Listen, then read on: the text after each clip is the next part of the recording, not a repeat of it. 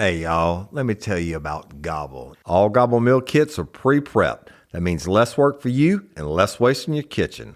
Their meal kits include everything you need so you can save time at the store or just skip that trip entirely. I got the box in and I had 3 different meals. I had a Kung Pao chicken, crispy fish tacos, and a beef bourguignon, however you say it. But let me tell you about the classic beef bourguignon. Look, it came with beef pot roast and a beef broth concentrate, red wine demi-glace, cremini mushrooms, cipollone onions, mashed potatoes, baby carrots, and rosemary thyme butter. It was so easy to make. Literally like 15 minutes it took Cindy. And let me tell you something, and all the dishes were fire, but this thing was like a taste explosion in my mouth. It's just unreal. We've got to spend more time together and more time doing the things we love because everything came in this one single box right to my door. So see what a difference Gobble will make for your household.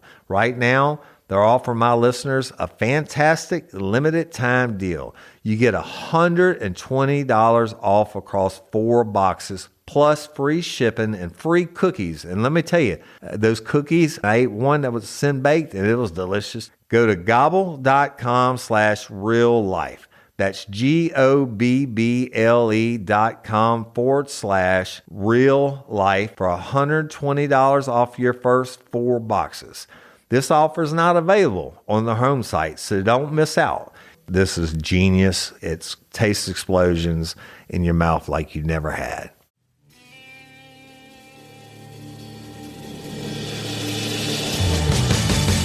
You have the right to remain silent. Anything you say can and will be used against you in a court of law. You have a right to an attorney prior to or during any question. If you can't afford one, the court will appoint one for you. Do you understand your rights? When the wolf is at your door, your running's over, that's for sure. He already knows all about you. Cut you down, no matter by you. Now you better walk the line. Real life, real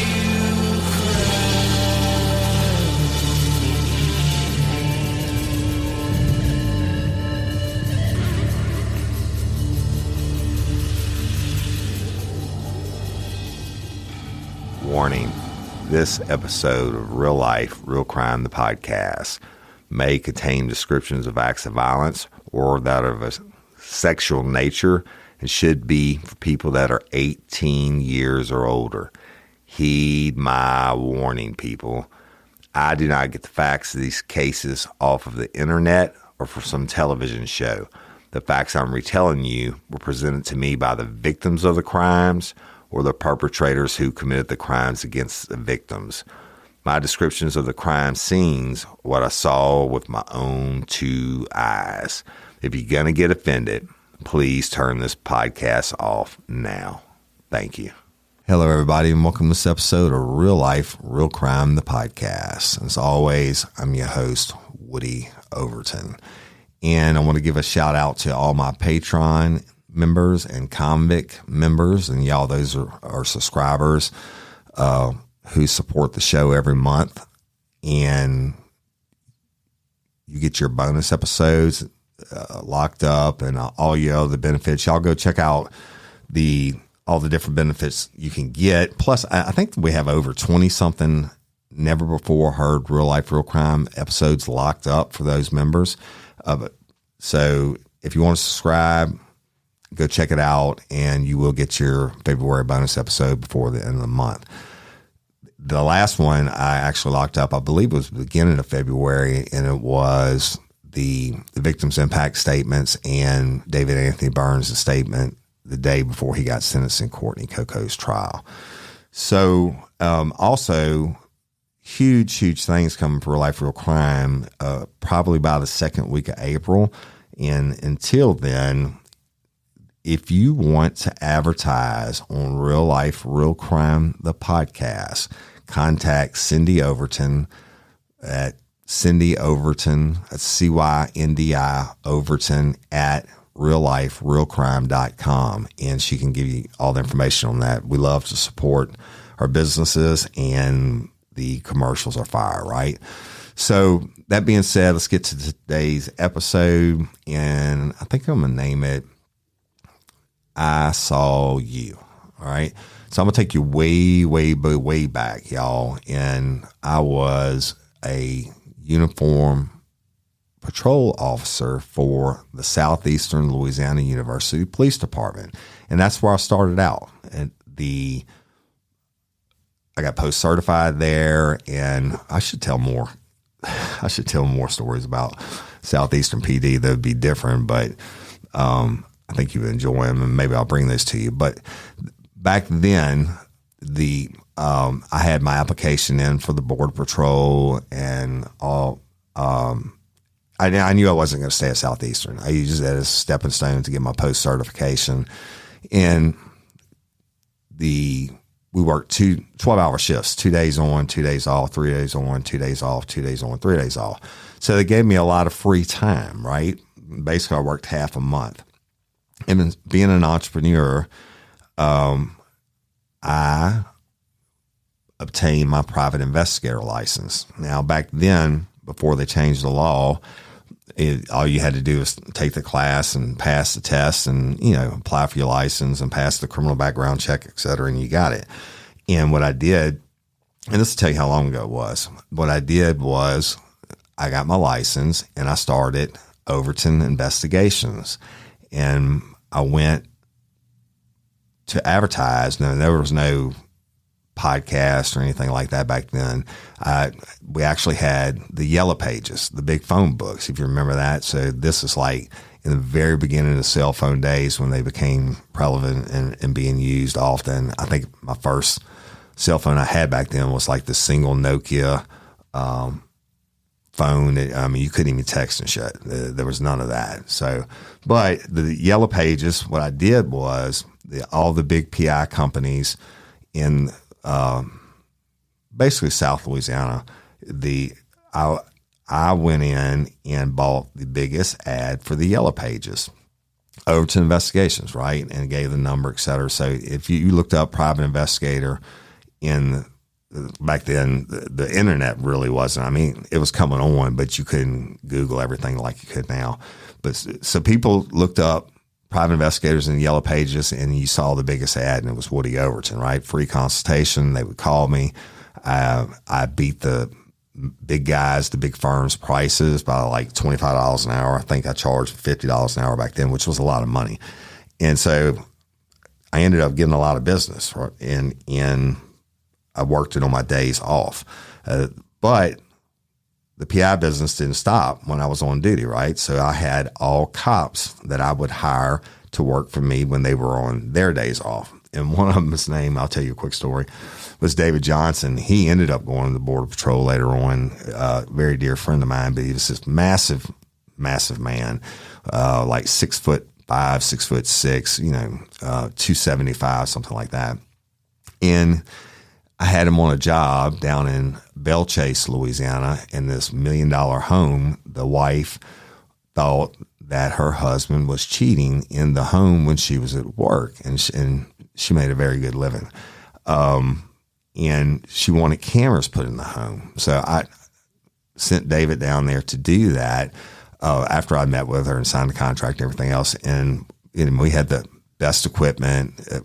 Back then, you had to use what they call a multiplexer. You could hook up to 6 different cameras on it at one time, but it had to be put in the attic, and the cameras had to be hard line run. There was no wireless stuff like there is now, and you had to put them in the vents, wherever you're going to put them at. So I was on duty that day, and my little Nokia phone rang, and I answered it, and it was David, and he said, "Bruh," he said, "I'm down here at her house," and he said, I said, "Well, how's it going?" He said, "Well, I'm in the attic, and I was attempting to put in a camera in a vent above the bedroom," and he said, "I stepped through the roof." And I'm like, you did what? He said, my foot went through the roof. I fell through the roof. I said, you got to be shitting me. He said, no. I'm like, oh my God, we're going to get sued. And how, when the husband gets home, he's damn sure going to know he's got a big ass hole in his roof. I said, but first I'll ask him, was he okay? And he said, yeah, nothing was really, was hurt but his pride, I guess. And then, we had to come up with a story for the wife about she was in the attic trying to get Christmas decorations or something, and she fell through, right? So whatever. Long story short, that's what I did. And so even when I was in uniform patrol, I was managing all these cops and handling different cases. Well, one time I got a call from a guy who was lived right outside of Hammond on a dead-end street in a nice neighborhood. And I went and met him, and he told me, he said, look, I think my wife is cheating on me. He said, I want to hire you to find out. I said, okay, well, when do you think it's happening? Do we need to tell her, or give me some more information? He said, I believe she is cheating on me during the daytime in our own home. I said, okay. And he said, but I'm not sure. He said, but I just think she is. I said, all right. So I said, well, what we can do is I can put your home under surveillance. He said, well, it's a dead end street. You can't park your street, vehicle on the street or anything like that. You have to put somebody in the woods behind my house. Now this wasn't a large subdivision, y'all. It was hardwoods, but right off the backyard. So I told him I would, and my rate and everything. He signed the contract. First day, I put David Johnson, and I dropped him off, and he went and hid in the woods. Okay, let me describe the house for you. It's like a single story, pretty good size, 3-bedroom ranch brick house, and it had, if you're facing it from the street, it had a double open but covered parking garage to the right, and the front door, and there was a side door. But if you're facing it from the back, from the woods where David went and hid, there was back double French doors that led into the backyard. First day, I put him in the woods, and he calls me. Oh, of course, we had the video cameras, and back then it was like the VHS cameras, and pretty big, but top of technology for the time. They weren't as big as they were 2 years previous to that. But so I had him in the woods with the camera and his extra batteries, and he said, Woody, right around lunchtime, he said, I saw a truck pull up, and it parked right beside her car. I knew that she was at home. The husband had verified she was at home. And he said, pull up right beside her car, and this guy, white male, jet black hair, tall and skinny, he said he gets out of his truck. He said he didn't go to the carport door. He went around to the back French door right in front of David. And he said, I got it all on camera. He said the French door's open, and he had never seen the female. I had seen a picture of her. And he said the French door was open, and there's this female standing there in a negligee, like a satin colored negligee. He said it was very revealing, and she gave him a kiss, and they went inside, shut the doors, and he said about an hour later, dude came out, she's behind him, she gave him a kiss again, and he left. So I said, all right, cool, I'm gonna come get you and get the video, and I'll talk to the client tonight. So I did that, and I called the client, and I saw the video. I said, look, you need to come to my office, and I need to show you something. And he came in, and this guy, y'all, basically you could tell who wore the pants in the family. I had never met her, but he was kind of passive, if you will, probably early 40s and a little heavy set. And I brought him in, and I said, look, I got something to show you. I said, I don't want you to freak out. I said, but you thought your wife was cheating. I said, now, I can't prove physically that she was cheating, but under Louisiana law, for you to prove adultery, you have to have at least one person, that's a licensed PI, see a subject enter into a residence or a hotel room or whatever, and you have to see the other person in the residence, and they can shut the door or whatever, it doesn't matter, but they have to have a reasonable amount of time and opportunity to have sex. Okay. So like if you're surveilling a hotel room and Sue opens the door and Johnny goes in and they shut the door and they're in there for an hour, and then Johnny leaves, and you can suppose that's good enough under Louisiana law to basically prove adultery, right? They have to have the reasonable amount of time and opportunity, meaning they can't go into a hotel room with 20 other people, although I guess that could be an orgy, but they can't go into a place of business or something and you just say, oh, well, they did it, right? Well, we had him, and I showed him the video, and he broke down, and he cried, and he's like, that fucking bitch. And guess what, y'all? It was his boss. And evidently his boss, I mean, he didn't tell me ahead of time, but he's like, that motherfucker, and when I showed him the video, that motherfucker, that's my fucking boss. I knew it. He said he's been disappearing for long lunches, and I just had a feeling, and blah, blah, blah, blah, blah. He's going off, right? And rightfully so. I'd have been pissed too. And I was like, he was like, but I want to know what's happening inside. I said, well, fuck, the only way we can do that is if I go in and put in cameras. And he was like, I don't give a shit what it costs. And he had a pretty good job. He said, I don't give a shit what it costs. He said, I want cameras. I want my whole house wired with cameras, and I want to see what they're doing when they're alone like that. I said, okay. So I said, we got to have time and opportunity to get in the house and wire it. I said, it takes several hours. Like I told y'all about David falling through the roof. That lady's husband was gone to work or fishing or something. I don't remember, but he was gone. We knew he wasn't going to be back anytime soon. So I think she had like some kind of league she played in on Tuesday nights or whatever. And he told me, he said she'd be gone for like 4 hours. And so we waited until that time, and I had my help with me. And when she left, we hauled ass in. He was there. He gave us permission. We put the multiplexer in the attic, and I had 4 cameras. I put one directly over their bed. I put one in the closet. We actually drilled the hole, but we left the crack in the closet where it's had a side view of the bed. And I put one in the living room vent, I faced it back towards the couch. So when you walk in, it's a big open living room type kitchen area, and they had the big couch, and the big screen TV was back then that was rare, but the big screen TV was directly in front of the couch, and there was a single seat to the right of the couch. But I put one in the vent, and I angled it back, and we could see it on the monitor. I angled it back where I had the entire view of the couch, and just a little bit in front of the couch and a little bit behind it.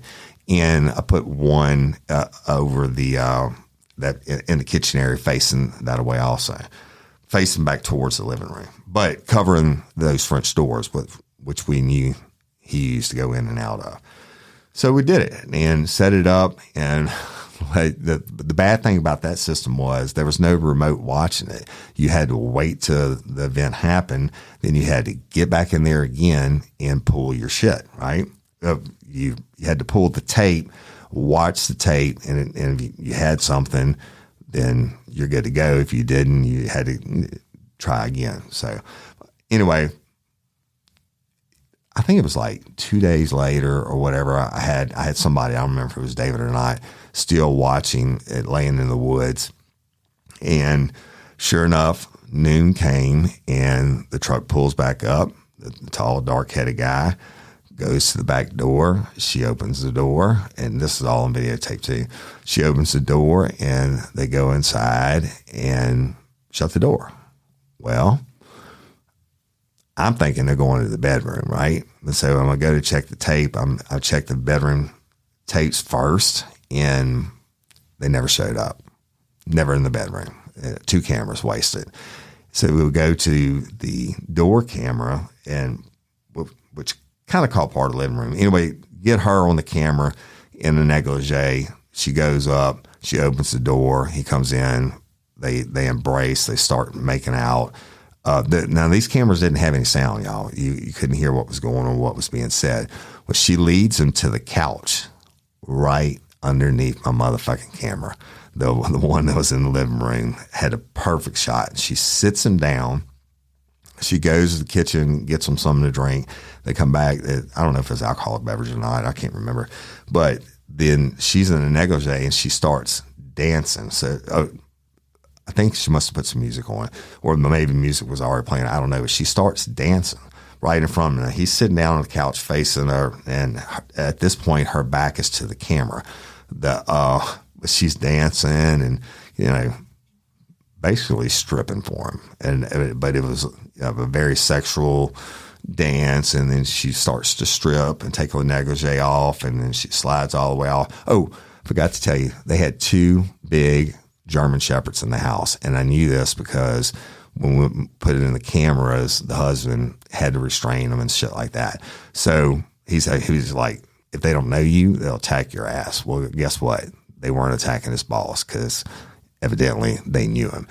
But anyway, she's stripping. She strips down, and you can see her backside bare, and then she takes his shirt off and takes his pants off, and then she kisses her way down his body and spent some time on his chest, and then she went down, literally downtown, right? I'm like, holy shit, this guy is going to die when he sees this video. And she spent some time downtown, I don't know, several minutes, and flapping her hair back and forth, and you could see what was going on explicitly. All right, we'll leave it like that. She's spending time downtown, and she's going to town downtown. But one of the things I saw was the dogs. Remember I told you the camera was pointing at the couch, but you could see a little bit past the couch. And those German Shepherds were just in the fucking background, running back and forth. And I don't know about the music. I'm assuming there was music because she was dancing before she went downtown. Now, she's downtown.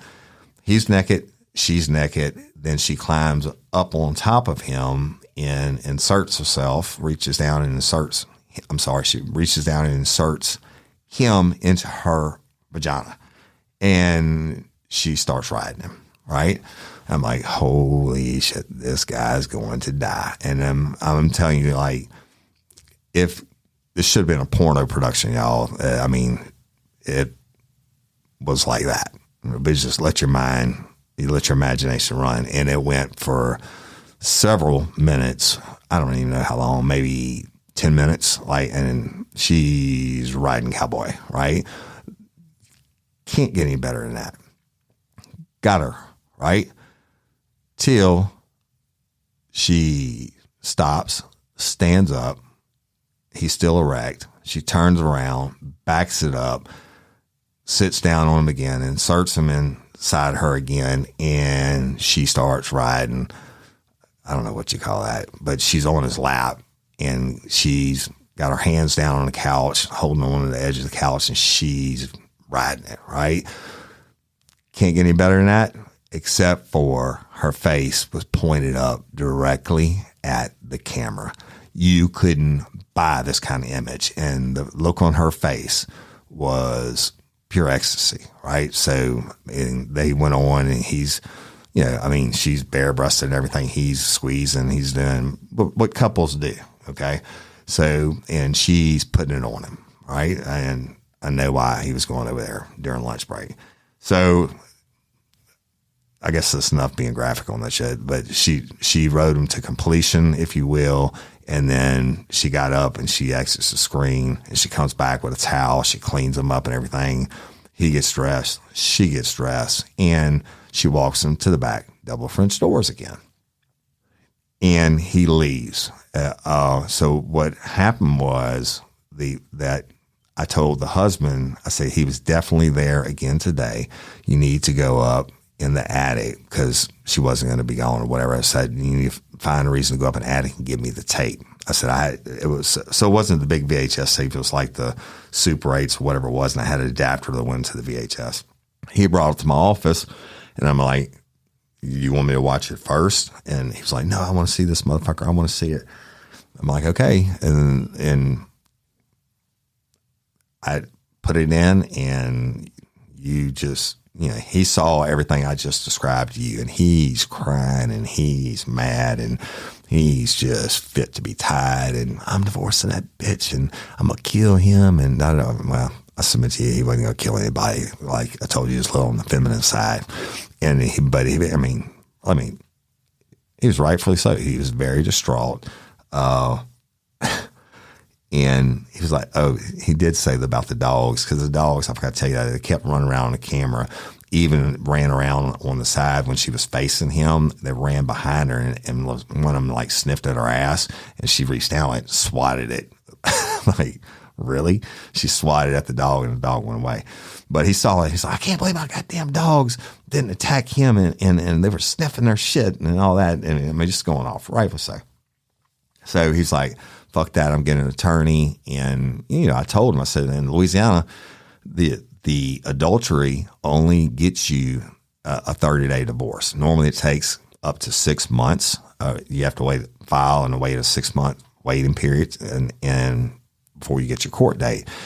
Louisiana, adultery, if you can prove it, will get you a 30-day divorce. Really, that's the only benefit to it. And you're not getting alimony and all that bullshit. But you can prove, instead of just filing for irreconcilable differences, whatever, you can say, this bitch committed adultery. I got the proof. I'm not at fault, right? So he did it. And he told me, he said, like a week or so later, he said, we're going to have a court hearing in Amite, Louisiana. And he said, I need you to come in and testify. And I talked to his attorney, and he said, like, we're going to, talk about how he hired you and what happened, et cetera. He said, but we're going to be prepared to play the tape in court, and you describe exactly what happened, et cetera. So I go to Amite Courthouse that morning, and my dad, being a 48-year trial lawyer, said more of his classmates got killed, lawyers got killed, leaving or entering the courtroom handling divorce cases than all the other cases put together in 48 years, right? So it's a very emotional time, and I get that. But she knew by now that he had the tape and it was adultery, and she knew that he had hired me, et cetera. So go in the courthouse, or outside the courthouse, and met him and his attorney. We walk in together. She's waiting outside the courtroom with her attorney, and she's like, giving me, I want to kill you eyes, right? Whatever. I'm there to do a job. So go in the courtroom. They call the matter up, and the judge says, Mr. So-and-so, you filing for adultery. What proof do you have? And hey, ladies, are you feeling overwhelmed by hormonal changes? Well, you're definitely not alone. There are more than 1,000 hormone disruptors living in our environment right now. It's in your food, your water, the air you breathe, the clothes you wear, your skincare products. They all mess with your hormones. Then there's the natural hormone changes your body goes through, premenopause, menopause. And while it's a natural process, it doesn't mean you have to suffer through it. The good news is you don't have to suffer through it anymore, because now you have Hormone Harmony, a formula made only with herbal ingredients that are shown to reduce hormonal symptoms in women of all ages. Hormone Harmony is not just a hormone supporting supplement. It's become a phenomenon. Women can't stop talking about it on social media. A bottle of Hormone Harmony is sold every 24 seconds. And the biggest benefit? Well, my wife says it makes her feel like her own self again. And that's what women mention over and over in the reviews. And there are over 30,000 reviews for Hormone Harmony. And for a limited time, you can get 15% off your entire first order at happymammoth.com. Just use code RLRC at checkout. That's happymammoth.com and use code RLRC for 15% off today. That's happymammoth.com and use code RLRC. Spark something uncommon this holiday with just the right gift from Uncommon Goods. The busy holiday season is here, and Uncommon Goods makes it less stressful with incredible hand-picked gifts for everyone on your list, all in one spot. Gifts to spark joy, wonder, delight, and that's exactly what I wanted feeling. Hey, y'all, I ordered a super cool piece. It's a candle with a sculpture of LSU's Tiger Stadium on top of it.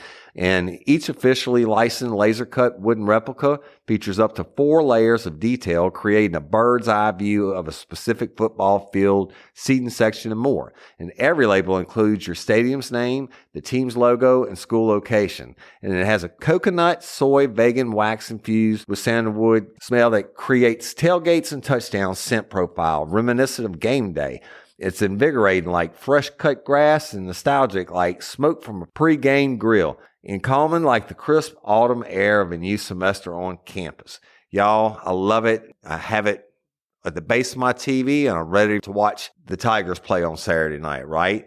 Uncommon Goods. Look, when you shop at Uncommon Goods, you're supporting artists and small independent businesses. And many of their handcrafted products are made in small batches. So shop now before they sell out this holiday season. Uncommon Goods looks for products that are high quality, unique, and often handmade or made in the U.S. They have the most meaningful, out of the ordinary gifts anywhere. They even have gifts you can personalize. From holiday hosts and hostess gift to the coolest finds for kids, to hits for everyone from the book lovers to diehard sports fans. Uncommon Goods has something for everyone, not the same old selections you can just find anywhere. And with every purchase you make at Uncommon Goods, they give $1 to a nonprofit partner of your choice. They've donated more than $3 million to date. So to get 15% off your next gift, go to uncommongoods.com/RLRC. That's uncommongoods.com/RLRC for 15% off. Don't miss out on this limited time offer. Uncommon Goods, we're all out of the ordinary. The attorney says, Your Honor, I want to call Woody Overton stand. So they call me up, swear me in, and I gave my credentials and who I was and how he had hired me on such date that I had one person in the woods saw it, and then saw the white male entering that would be proven to be his boss. And by the way, y'all, his boss evidently got divorced behind us also because the husband made a big stink about it, rightfully so. And so and I told that after that time that he invited me into his home and paid me to put in the surveillance system. Now, guess what? It's not illegal because he gave permission. And so when the attorney goes to ask me, he says, well, Mr. Overton, what happened when you reviewed the tape? I said, well, I reviewed the tape with your client, and this is what I saw. And I talked about him coming in and him sitting down on the couch and her giving them something to drink, and then that, basically she did a striptease and starting to get into it, the vulgarity of it and trying not to say she's giving them a mean ass blowjob or whatever. And I did say about the dog sniffing her ass. I didn't say ass. And like she is over there and she is red as a beet. She was a white female, red as a beet. I'm talking about like wanted to kill me. Okay. So the judge is listening to the lawyer question me, and when he got done questioning me, I told all the nastiness. He said, well, Mr. Overton or Detective Overton, he said, and you have all this on video, is that correct? Now, he had the tape, y'all, the lawyer did. And I said, that's correct. And so he makes a production of he said, Your Honor, we'd like to play the tape at this time. Well, she went, but he had the back doors open. He had his assistant roll in this big ass square TV with a VHS player on it, right? And they're rolling it up on a cart, rolling it in the courtroom. And the judge said, yeah, they're rolling it in, and they get up there and they plug it in. And the lawyer gives me the tape, and I go to put it in, and she's leaning over her lawyer. She went from the color red to the color white. I guess it's one thing hearing about it. It was another thing is about to be played for the courtroom. All right. So I put the thing in, I get back on, hit play, get back on the stand, and her attorney stands up and says, Your Honor, we admit to anything that's on the video. And the judge said, what do you mean? And he said, Your Honor, we admit to it. We don't need to play the video. My client stipulates that that's going to be a video of her having sex, just like Detective Overton testified to. And then the judge, I think the judge really wanted to see it, but the judge was like, wow. And then his attorney was like, Your Honor, this is, a crucial piece of evidence. But basically the judge ends up ruling for him and said, well, she stipulates to it, and, but then we don't have to show the video. And then her attorney said, Your Honor, can we get a 15-minute recess? And he says, fine. So I get off the stand and look, I ain't leaving the courtroom. I'm sitting in the back. There wasn't that many people in there anyway. It was a small courtroom. I'm sitting in the back. I'm waiting on this shit. Well, his attorney and her attorney go outside. Now she's still sitting in there, and she keeps turning around, giving, like, I'm fucking one that made her fuck that dude, right? And I did put it on tape, but it was her husband's request. And she wants to kill me. But they come back in. I don't know what's going on. They come back in and they go back on the record, and the judge says, what's the deal? And his attorney says, Your Honor, we're going to ask for a continuance at this time. I think my client and she can work it out. But he conferred with him and came back in, and then the judge went back on the record and said, Your Honor, I think they're going to work something out here. And the judge said, are you sure? And he said, this is straight up. Case of adultery, Detective Overton's already testified to it, and they apparently have a video because her attorney stipulated to it, whatever his name was, stipulated to it, and he said, this is adultery, and I can rule on this. He said, no, Your Honor, we think we can work it out. And I'm like, what the fuck? I don't care. I'm getting paid. So he says, well, then I'm going to dismiss it for now, and you're going to have to refile everything. It's going to cost you more court filing fees. And he leans over to my client and his client, and the guy's like, shook his head, yeah. And he said, well, Your Honor, we just want to dismiss it. So the judge dismissed it. All right. And get up and dismiss it now. She walks out of the courtroom with her lawyer first. All right. And we're upstairs on the second story. She walks out first. I'm not really paying attention to her other than she's trying to kill me with her eyes. And she walks out first, and I think that's the end of it. I went up to him, and I was like, what's the deal? And he said, well, we're going to work it out. We're going to work it out. I said, what do you mean you're going to work it out, dude? I said, she's fucking your boss, and you got her on camera and all that. And the lawyer said, well, we can use it again if we want to. I said, well, fuck it. That's on you. I said, I'll be sending you my last bill. So I go to leave the courtroom. I leave the courtroom. I go down the steps, and this chick makes a beeline towards me. She leaves her attorney, that's like a lobby area downstairs, and she makes a beeline towards me and gets right in my face. And she says, you a sorry motherfucker. I hope you fucking beat your meat. And she's spitting in my face, y'all. She said, I hope you beat your fucking meat to that tape. Huh? You like what you saw? You want some of this shit?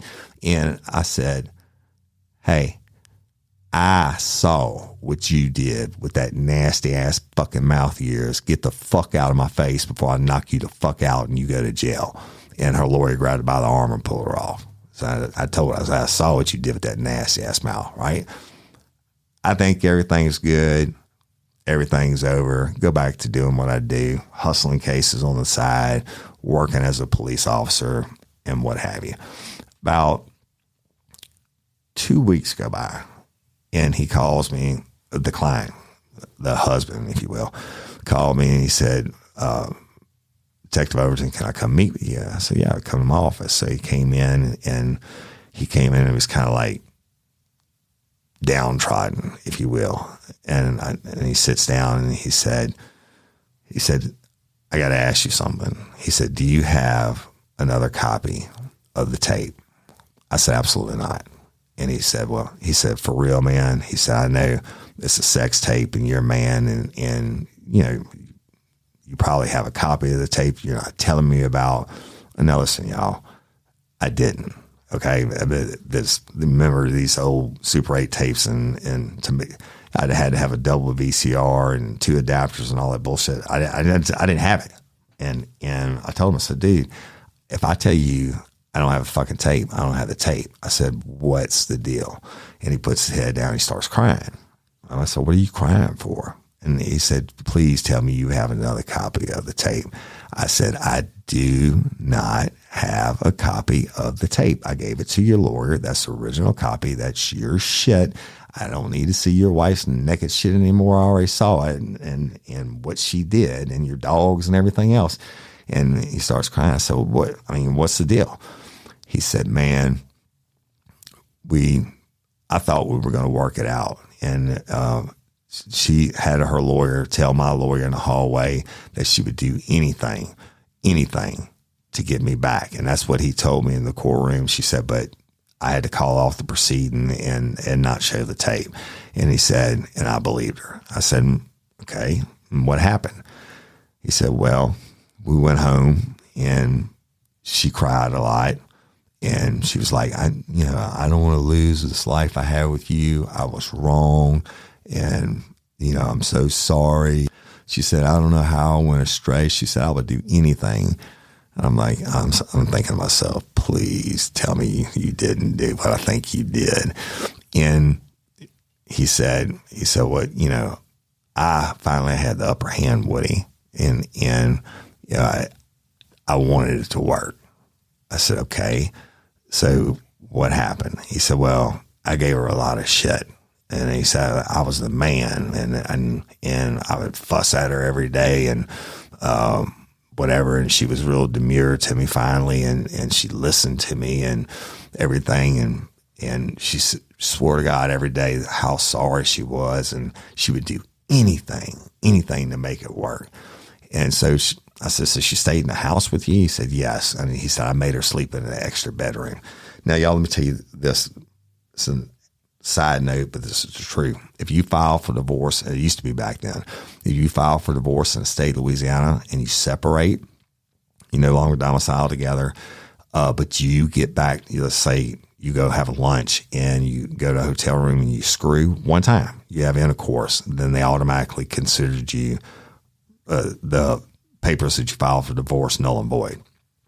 And so he said, no, my attorney told me don't have sex with her and make her sleep in another room until I was comfortable and everything else. I said, so that's what you did? He said, yeah. He said, until I didn't. I said, oh God. I said, what happened? And he said, what do you think you could catch her? I said, no, dude. I said, what happened? You got to tell me what happened. He said, again, he said, if I hire you, you think you can catch her again? I said, dude, I probably couldn't catch that chick going anywhere, doing anything again. She knows me and she knows that you've already busted her once. I said, tell me what happened. He said, well, I made her sleep in the spare bedroom for several days and I gave her, a ration of shit. But you know what? He said she was genuinely sorry. And we opened a bottle of wine one evening when I got home from work and sat on the couch. I'm thinking, same couch that she sat on him on and did all the dirty deeds that you're not supposed to do with another man when you're married to another man, right? And he said, yeah, we sat down on the couch and one thing led to another and we had intercourse. I'm thinking, well, you're fucked. Now it's going to cost you all the money it costs you to hire me and your attorney. You're going to have to file again. You're going to have to try to bust her again. And adultery's no more any good, right? And I'm just thinking all these different ways this cat is fucked. Not in a good way. He got fucked, but not in a good way. But he didn't know. He said, I thought everything was fine. He said, we had sex. We slept in the bed together. And he said the next couple of days, we were like teenagers. We had sex all over the house. And I'm wondering if the dogs got another sniff check. But he said we had sex all over the house and we were in love. And he said, and the weekend came. I said, what happened? he said, I quit being so hard on her. I was thinking, stupid, dirty thoughts, right? You quit being so hard on her probably is what leads up what I know is coming next. And I said, what happened? He said, she was crying and we're in love again. And she's so sorry and she loves me so much. But then she says it. I said, what did she say? She said, if I really wanted it to work and we were going to stay married forever, that I had to get the tape back from my lawyer on Monday morning. I had to get all my documents that I had filed back from the lawyer. I had to get everything and bring them home. And I'm thinking, no, you didn't. You just tell me that you didn't do it. He said Monday came out. We rode together to my lawyer's office. She sat in the car. I went and got my file, and we went home. And she said, let's go in the backyard. I'm thinking, no, you didn't. He said, took it to the backyard. It was brown cardboard file box, had all my shit in it, and she took it all out, dumped it all over. She said, get the gas can for a lawnmower. He said, nah, I did it. I said, you poured gas on it. He said, yes, I did. He said, now lit that bitch on fire. And but she was saying, this is the thing I need you to do for us to be together forever. Burn it. But he said, hindsight's 2020. She asked me numerous times, did you have a copy of the tape? Did anybody else have a copy of the tape? Did he have a copy of the tape? He said, my lawyer had it.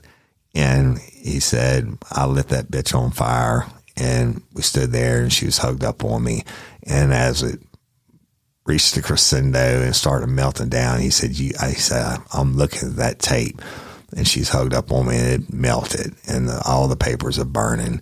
And as it burned down, she let go of me and she said, you are the stupidest motherfucker in the world. She said, fuck you. I'm filing for divorce now. Irreconcilable differences, and you won't ever get my ass for adultery. It was like, what? And I was like, oh my God, dude. I was thinking, you're so fucking stupid. Why would you burn that shit? Why wouldn't you, as a husband, wouldn't you have a copy yourself, right? I mean, put that motherfucker in the safe deposit box, do something. I mean, there was no other, he didn't give a copy of the tape to, I asked him, I said, you didn't give a copy of the tape to your boss's wife? And he said, no. He said, I didn't want anybody to see that shit. And so I said, you burn the shit up and she told you she's divorcing you. And he said, yeah. And I'm sitting there thinking how stupid he is, how much money he wasted. And then he said it. He said, and you what's worse, Woody? I said, what? He said, she's living in my bedroom. I said, what do you mean? He said, well, she filed for divorce, but it's a 6-month divorce and I can't kick her out of the house. And he said, I refuse to sleep in the bed with her. He said, so I'm sleeping in the spare bedroom. And I've got to live with this bitch for 6 months until we go and get the divorce.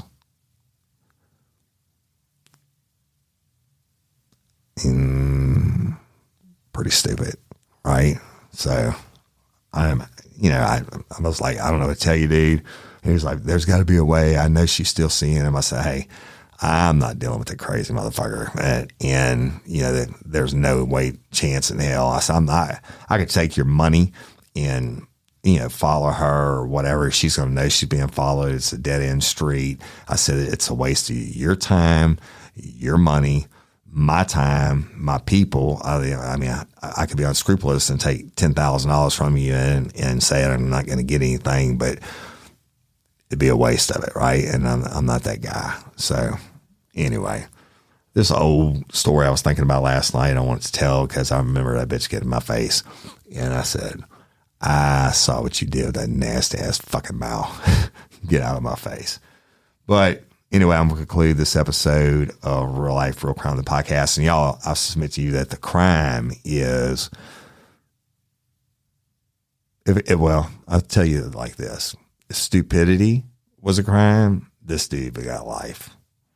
So the moral of the story is on the phones and everything else. And hey, if you get some shit, put it up in the cloud, all that good technological bullshit I don't know about, but don't let her or don't let someone say, oh, that's your only copy. I'll get back together with you. Just burn it. Prove your love for me and burn it. How'd that work out for you?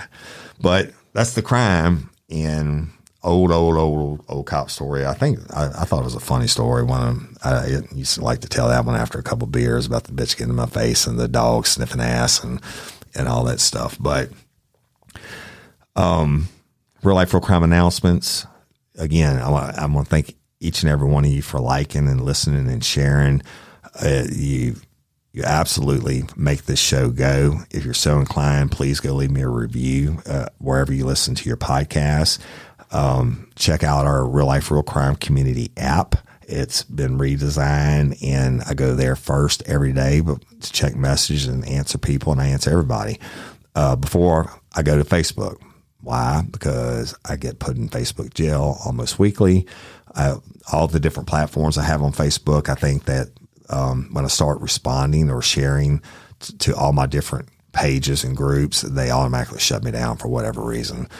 And I'm the only one that monitors or censorships the Real Life, Real Crime community app. Plus it has all the updates on stories. It has games and puzzles, whatever. So go check it out and download it. It's free. And thank you again, Patron Convicts, for your support. Hey, if you can't be a patron or convict, I totally get it. I appreciate you listening anyway and telling your mother's, uncle's, plumber's, neighbor about us, right? We continue to grow and the numbers don't lie. In the next month and a half, we have the biggest of the biggest news coming. And when I can tell you about it, you're certainly going to know about it. Okay. But it's huge. And so stay tuned for that. And, Real Life, Real Crime Daily. I want to thank everybody for listening to that. That's my show that I do 3 days a week with Jim Chapman and Mike Agravino. The numbers are through the roof, y'all. It's beautiful. I appreciate y'all liking and listening to that show. It's awesome. And also Bloody Angola. If you haven't heard it yet, go Google Bloody or look up Bloody Angola anywhere. You can download a podcast. It's a podcast that Jim Chapman and I do, not only about Louisiana State Penitentiary at Angola, but we do some side shows, companion shows, if you will, about different prisons and stuff like that. A lot of history, a lot of some really hard stories, murders, et cetera. But there's also some really uplifting stories that it's. The one thing about Bloody Angola is you never know what you're going to get, but it's all fact-based. Jim Chapman does a phenomenal job on the research and everything that goes with that. Real Life, Real Crime Daily, it's just fire. I really enjoyed doing that show. If you haven't listened to it, go check it out. And both of these shows are totally different than this one, right? Real Life, Real Crime. Now, Real Life, Real Crime, I'm going back to the old school stories like this. And I know this one was a true cop story, but I was a cop when it happened. But I want to thank everybody again. Again, if you want to advertise, you got to get in the next month and a half before this other stuff comes down the line. Message Cindy at CYNDI@realliferealcrime.com and let us show you how the power of the podcast works. All right. So LOPA, Louisiana Organ Procurement Agency.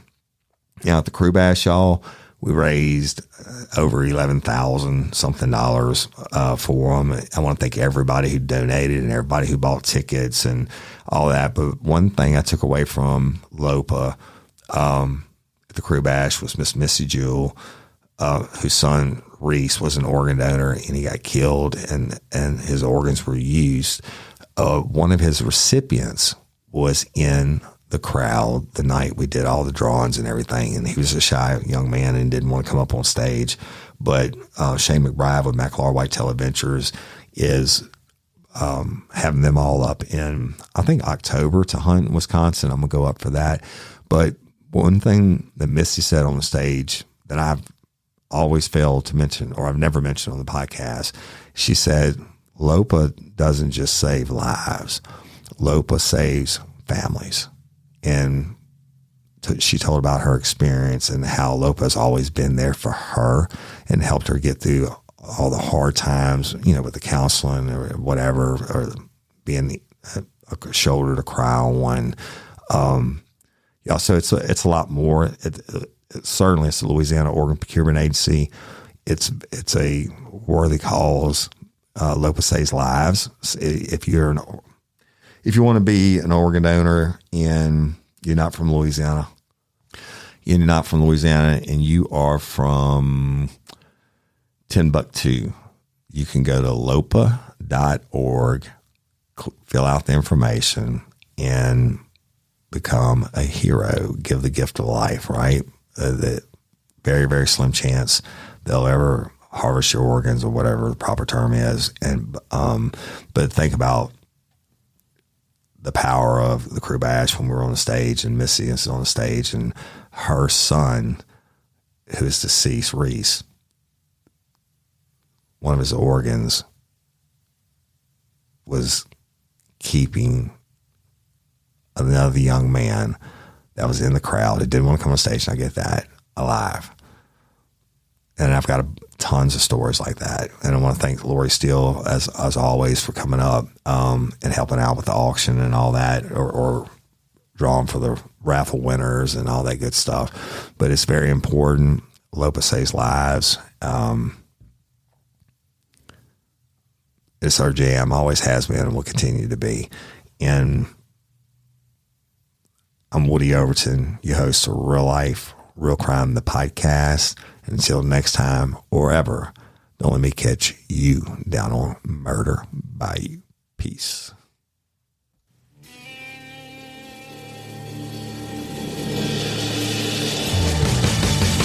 You have the right to remain silent.